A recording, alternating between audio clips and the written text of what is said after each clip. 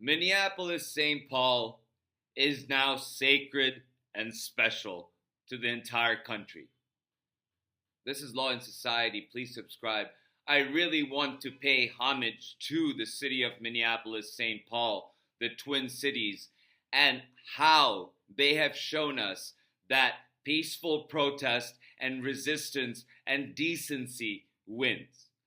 They have displayed over the course of the past few months how persistent nonviolent protesting, even in the face of deadly threats of being killed in broad daylight, Minneapolis, St. Paul, and Minnesotans turned out to the streets despite that risk and voiced their concerns and protested peacefully and proved that peaceful protest and non-compliance, non-cooperation, and raising our voices really can make a difference. Operation Metro Surge is now leaving Minneapolis because of the people of Minneapolis refused to stop using their whistles. They refused to stop getting in the way, proverbially, by standing on the street recording and telling these ICE and federal agents that what they are doing is wrong, against the law, and unconstitutional. And there are hundreds of cases, thousands of cases in Minneapolis that are going to be heard. There are going to be repercussions for what has happened because of the murders that has happened.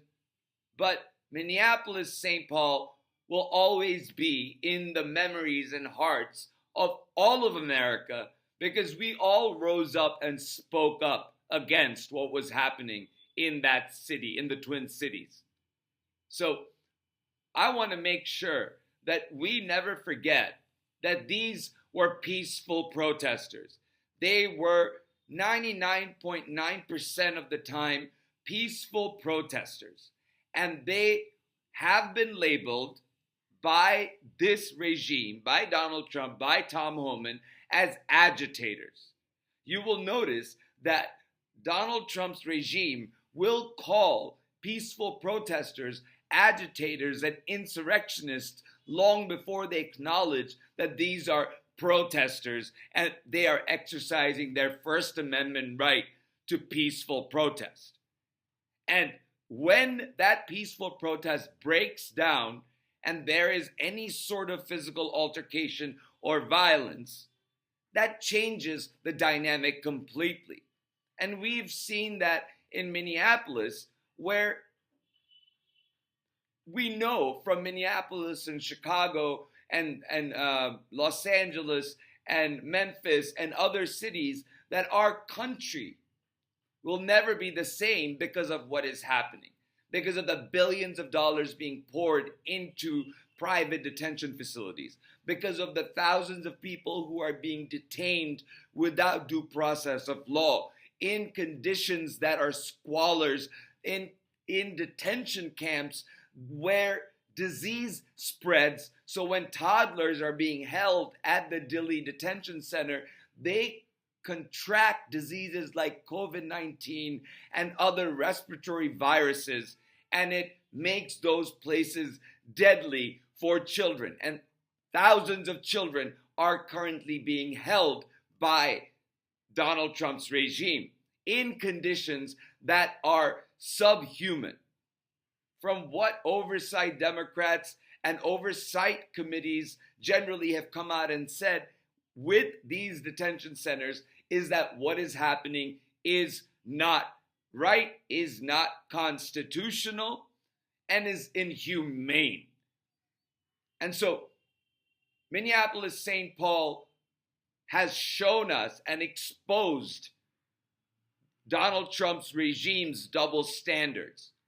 The murders of Renee Good and Alex Preddy has shown us the authoritarian overreach of Donald Trump's regime. His police state that will kill people, protesters, who are not violent, who don't pose a threat to federal agents are being shot down in broad daylight, and their murders need to be prosecuted. There was a morsel of hope in Pam Bondi's testimony where she said that this information is being investigated. Now, according to AG Keith Ellison, who's also spoke under oath, the federal government has obstructed state investigations into the murders of Renee Good and Alex Preddy by denying states the critical evidence they need in order to make their cases, like the car, the bullet casings, the shell casings of the bullets, access to Renee Good's car, any other evidence that they collected upon these crimes. And we don't even know whether the federal agents destroyed evidence or not. There's such a thing as preservation of evidence and testimony and the chain of custody for these for the evidence. That is a part of how credible the evidence is in a court of law. And federal government has made it harder to observe that chain of custody for state officials in order for them to conduct state investigations into the murders of Alex Preddy and Renee Good. So that obstruction needs to stop as well. And we need to, with one voice, keep pushing for the prosecution of the murderers of Renee Good and Alex Preddy. And we must never forget the sacrifice St. Paul and Minneapolis have made for the sake of the country, for the sake of the preservation of our republic. Thank you so much for listening. Say thank you to Minneapolis, St. Paul, every time you get a chance.